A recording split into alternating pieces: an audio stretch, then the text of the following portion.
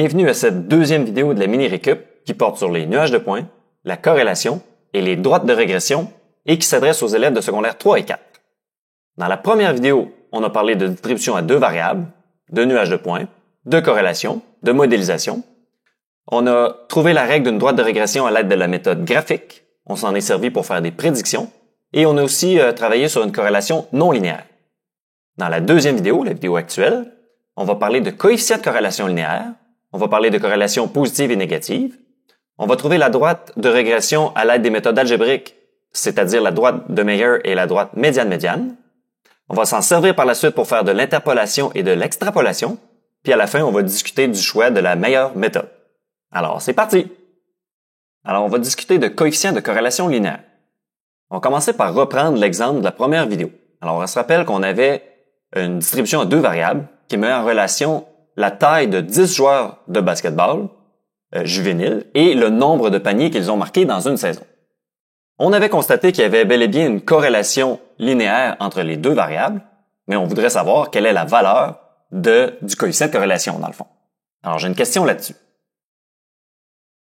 Sans faire de calcul, détermine approximativement la valeur du coefficient de corrélation linéaire du nuage de points suivant. Est-ce que c'est environ 0, environ 0,4, environ 0,8 ou environ 1? Alors, la bonne réponse, c'est environ 0,8. En effet, un coefficient de corrélation linéaire de 0,8, ça semble raisonnable, parce qu'un coefficient de 0, ça donnerait un nuage de points complètement dispersé. Donc, ce qui n'est pas le cas ici, alors on peut éliminer celui-là. Ensuite, 0,4 aussi, ça donnerait un nuage beaucoup plus large que celui-là. Il y aurait une corrélation, mais plus dispersée qu'elle, donc c'est pas ça.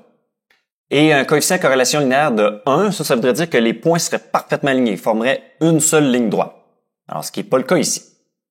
Donc, 0,8, c'est raisonnable, mais on va aller le calculer un peu plus tard pour avoir une valeur plus précise. Maintenant, qu'en est-il d'un coefficient de corrélation linéaire de moins 1? Qu'est-ce que ça signifie moins 1? J'ai une question là-dessus. Alors, le coefficient de corrélation linéaire R d'une distribution de données à deux variables vaut moins 1. Qu'est-ce que cela signifie? A. La corrélation linéaire est moins bonne que lorsque R égale 1. B. La corrélation est aussi bonne que lorsque R égale 1. Ou C. La corrélation est meilleure que lorsque R égale 1.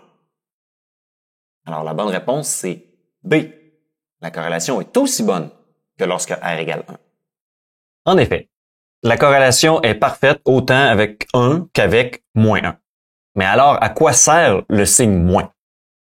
Alors, le signe moins sert à indiquer si le nuage de points présente une tendance croissante ou plutôt une tendance décroissante. Par exemple, ici, on voit que plus la taille d'un joueur augmente, et plus le nombre de paniers augmente. Donc, on dit que les variables varient dans le même sens. Si, au contraire, notre nuage de points avait montré que plus un joueur est grand, moins il marque de paniers, à ce moment-là, on aurait une tendance décroissante et on aurait mis un moins devant le coefficient R. Autrement dit, le coefficient R, il nous indique deux choses. Il nous indique la force de corrélation, ça c'est la valeur numérique. Il nous indique aussi l'orientation du nuage de points, croissant ou décroissant. Ça, c'est montré par le signe du coefficient. Maintenant, on veut savoir si la corrélation est moyenne, forte ou très forte. Bon, pour répondre à ça, il faut calculer le coefficient de corrélation linéaire. On peut utiliser différentes méthodes. Par exemple, on peut utiliser les outils technologiques pour avoir une valeur précise de R.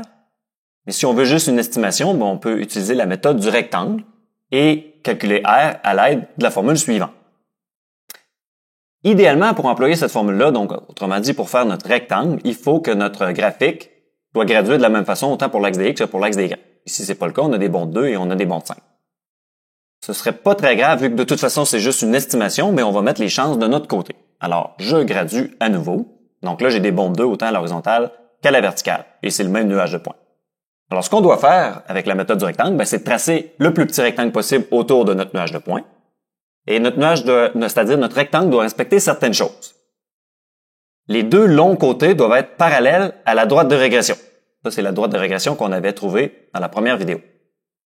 Il faut aussi que la droite de régression soit à peu près au centre du nuage de points. Et finalement, il faut que notre rectangle soit vraiment un rectangle. Ça ne doit pas être un parallélogramme. Il faut vraiment avoir des angles droits à chaque sommet du rectangle. Une fois que c'est fait, on mesure avec la règle les dimensions de notre rectangle. Donc, le grand côté, moi, je l'ai mesuré au préalable et ça m'avait donné 40,28 cm. Donc, je vais noter ça ici. Et le petit côté de mon rectangle me donne 10,67 cm. Et avec ces deux mesures-là, je vais pouvoir utiliser ma formule. Première chose, je commence par mettre le signe plus. Pourquoi? Parce qu'on en a discuté tantôt, c'est une tendance croissante. Donc, c'est le plus dans ce temps-là. Ensuite, je remplace petit côté par sa mesure, soit 10,67, et grand côté par 40,28. J'effectue la division pour commencer, ce qui donne 0,26, et la soustraction ensuite. Donc, 1 moins 0,26, ça donne 0,74. On peut écrire le plus, mais on n'est pas obligé. Alors, ça donne un coefficient pour ce nuage de points-là de 0,74. On avait estimé tantôt à 0,8, ce qui était quand même pas trop mal. Alors, maintenant, on va parler de droite de régression. Celle qui est en rouge ici sur mon graphique, c'est la droite de régression qu'on avait trouvée à l'aide de la méthode graphique dans la première vidéo. Maintenant, on va utiliser les méthodes algébriques. Donc, on va commencer par la droite de Mayer. La première étape de cette méthode-là, c'est d'ordonner les coordonnées selon la variable indépendante, la variable x. Ici, c'est déjà le cas. Donc, ça va de 170 à 193, c'est déjà en ordre croissant. Est-ce que je dois aussi ordonner mes y? J'ai une question là-dessus. Lors de la première étape de la méthode de Mayer, lorsqu'on place les valeurs de x en ordre, il faut aussi ordonner les valeurs de y. Vrai ou faux? C'est faux. Alors non, il ne faut pas changer l'ordre des valeurs de y. Parce que, par exemple, le couple 170-30, ça c'est les renseignements d'un joueur de basketball. Si je change le 30 et le 25, dans le fond, je suis en train de mélanger deux joueurs, les renseignements de deux joueurs, ce qu'on veut pas. Alors, il faut ordonner les x et une fois que c'est fait, on peut passer à la deuxième étape. Séparer la distribution en deux groupes égaux si possible. Bon, ici, on avait 10 joueurs. 10, ça se divise par 2, ça fait 5. Donc, ça veut dire que les 5 premiers joueurs forment le premier groupe et les 5 autres joueurs forment le deuxième groupe. On peut passer à la troisième étape. On doit calculer le point moyen de chaque groupe, les points P1 et P2. Alors, les points moyens, dans le fond, ça veut dire que je prends les x de mon premier groupe, je les additionne, c'est ce qui est fait ici, et je divise par 5 parce que je veux la moyenne de ces 5 valeurs-là. Et ça me donne 173,2. Je fais la même chose pour les y du premier groupe, donc j'additionne les 5 valeurs et je les divise par 5, j'obtiens 33,4. Ça veut donc dire que le point P1, ses coordonnées sont 173,2 et 33,4. Voilà. Maintenant, je fais la même chose pour le deuxième groupe. Donc, je calcule la moyenne des 5x qui me donne 187,6 et la moyenne des 5y qui donne 48,4. Ça veut dire que le point P2 a comme coordonnées 187,6 et 48,4 comme valeur de y. Voilà. Une fois que j'ai ça, je peux passer à la quatrième étape qui est de trouver la règle de la droite de régression qui passe par ces deux points-là. Alors, pour trouver la règle à partir de 2 points, on connaît la méthode. On commence par calculer le taux de variation, donc le paramètre A, avec la règle y2 moins y1 sur x2 moins x1. Alors, y2 c'est 48,4 sur 33,4, moins 33,4. Le tout divisé par x2 moins x1, donc 187,6 moins 173,2. J'effectue la soustraction en haut et en bas, j'obtiens 15 sur 14,4 et on divise pour obtenir le taux de variation de 1,04. Une fois que c'est fait, on écrit la règle. On commence par remplacer le paramètre A par la valeur qu'on vient de trouver, qui est 1,04. Ensuite, on remplace Y et X par les coordonnées d'un point. Donc, moi, je vais prendre le point 1, par exemple. J'aurais pu aussi prendre le point 2. Ça veut dire que je remplace Y par 33,4 de ce côté-ci. 33,4. Et je remplace X par 173,2. Je vais écrire ça ici. 173,2. Oui, il faut écrire petit. Donc, j'effectue la multiplication ici, de ce côté-là. J'obtiens 180,4. Pour isoler B, je soustrais 180,4 des deux côtés et j'obtiens environ moins 147 comme paramètre B. Donc, j'ai les deux paramètres A et B. Je peux réécrire ma règle au complet, qui est Y égale 1,04x moins 147. Donc, c'est la règle de ma droite de régression trouvée à l'aide de la méthode de Mayer. Une fois que c'est fait, on peut passer à l'étape 5, qui est de prédire des valeurs à l'aide de cette règle-là.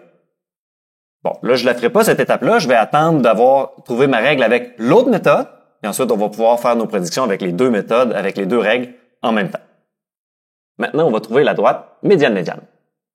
L'étape 1, c'est la même que pour la méthode de Mayer, c'est-à-dire on doit ordonner les coordonnées selon la variable x. Donc, c'est déjà fait, j'ai rien à faire à cette étape-là. On peut passer à l'étape 2. On veut séparer la distribution en 3 groupes égaux, si possible. Ici, j'ai 10 données. 10, ça se divise pas par 3. Alors, comment je vais faire? J'ai une question par rapport à ça. Comment doit-on séparer une distribution de 10 données en 3 groupes lorsqu'on cherche la droite médiane-médiane? Est-ce que c'est A, 3 données et 4 données? Ou B, 3 données, 4 données, 3 données? Ou C, un groupe de 4 données, ensuite 2 données et 4 données? La bonne réponse, c'est B, 3, 4, 3. Alors, la meilleure séparation, c'est 3, 4, 3. Pourquoi? Parce qu'on veut absolument que le premier et le dernier groupe soient de la même grosseur. Et on veut qu'il y ait le moins gros écart possible entre le plus petit et le plus grand groupe. Donc, si on fait 4, 2, 4, ça fait un écart de 2, alors que 3, 4, 3, ça fait juste un écart de 1. Donc, ça veut dire que mes 3 premiers joueurs sont dans le premier groupe, je sépare ici. Ensuite, j'ai un groupe de 4, je sépare ici. Et le dernier groupe, c'est un groupe de 3. Une fois que mes groupes sont séparés, je peux passer à l'étape 3, qui est de calculer le point médian de chaque groupe. Donc, cette fois-ci, c'est des points médians et non des points moyens. C'est-à-dire que je dois trouver, finalement, la médiane entre ces 3 données-là, qui est celle du milieu, finalement, qui est 172. Le fait qu'il y ait 2 valeurs égales, c'est pas très grave. Même chose pour les Y, je dois trouver la valeur du milieu. Puis c'est pas nécessairement celle qui est située au milieu. Il faut que je les mette en ordre croissant dans ma tête. Donc, j'ai 25, ensuite 30, ensuite 32. Alors, la valeur médiane, c'est 30 et non 25. Alors, le point M1, ses coordonnées, c'est 172, 30. Pour ce qui est de mon deuxième groupe, donc, avec les X, mes données sont déjà en ordre.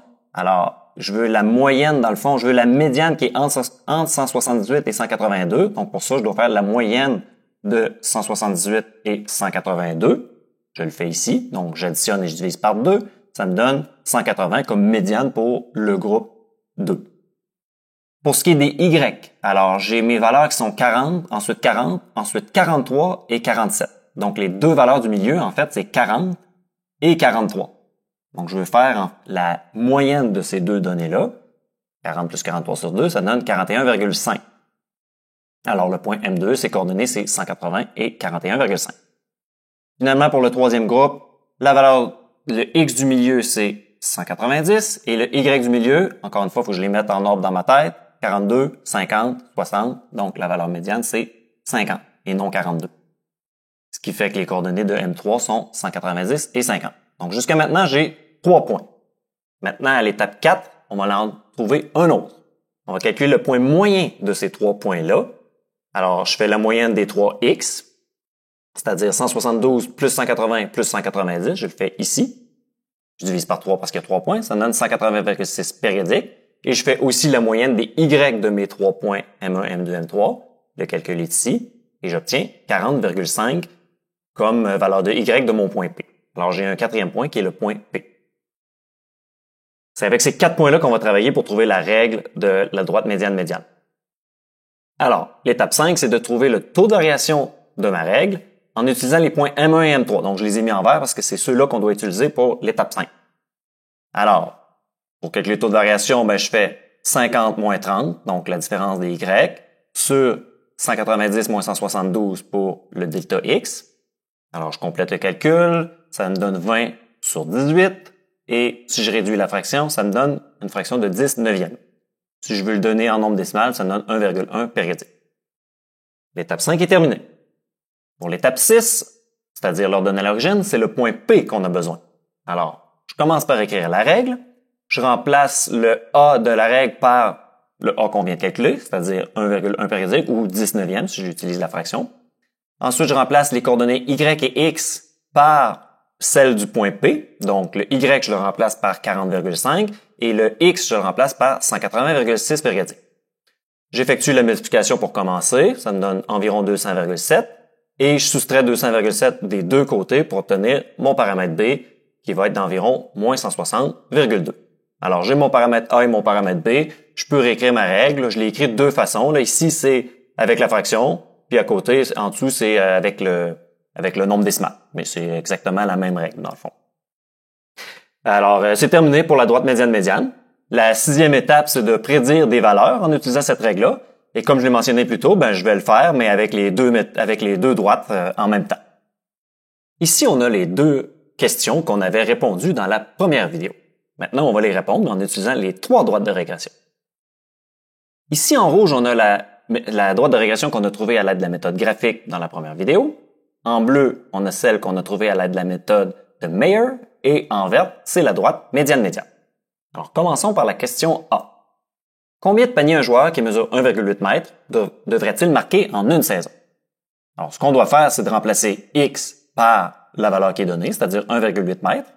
Mais attention, mes données sont en centimètres. Donc, on doit convertir 1,8 m en centimètres. Ça donne 180 cm. Alors, je remplace X par 180 dans la règle. Ici, c'est la règle à droite de Mayer, en bleu.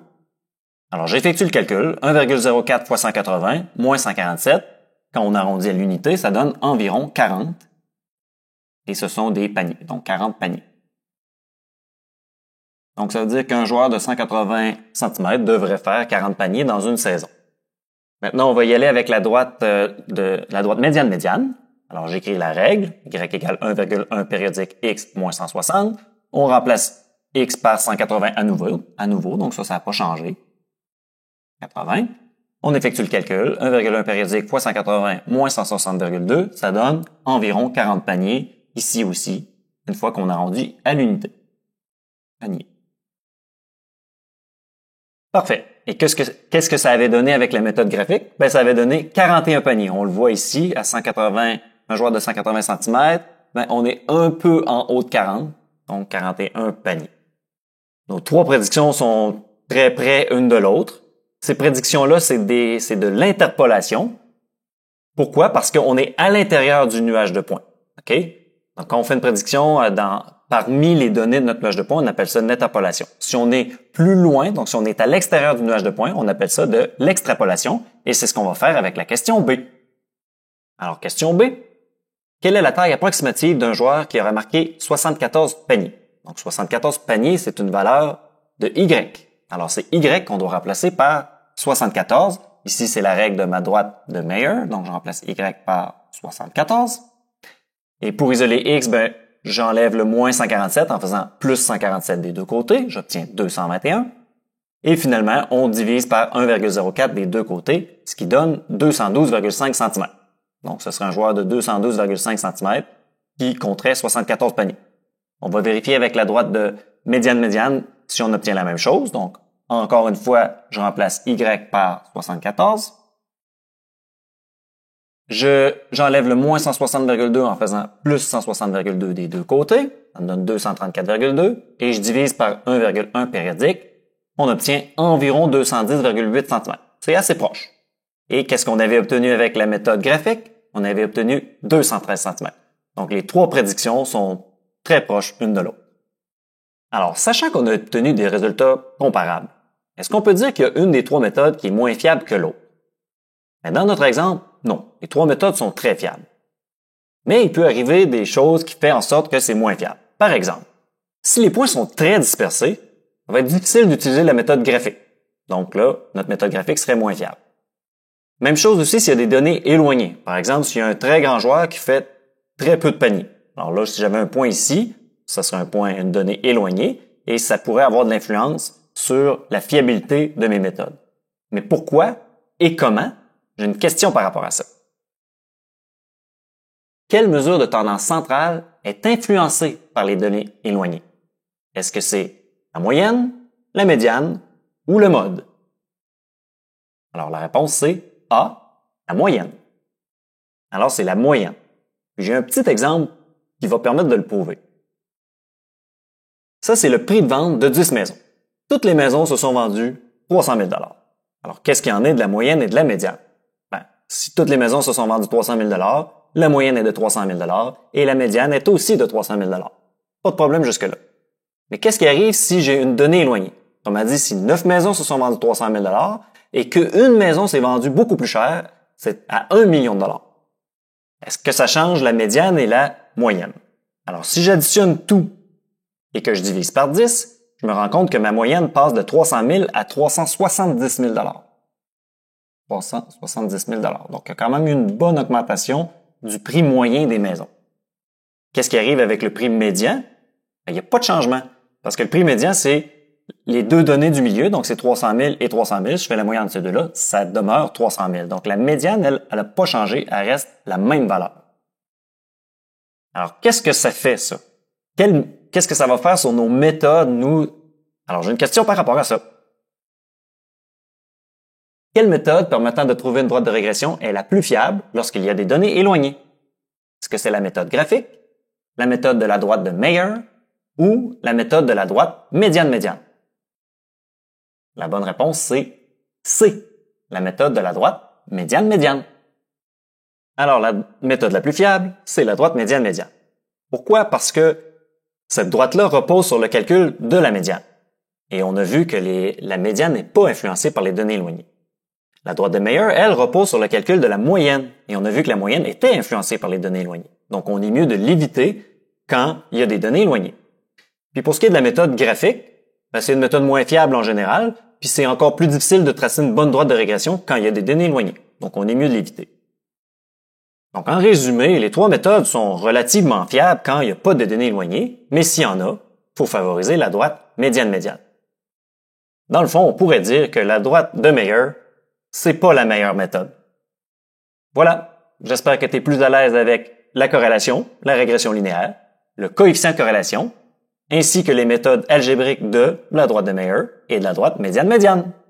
À la prochaine!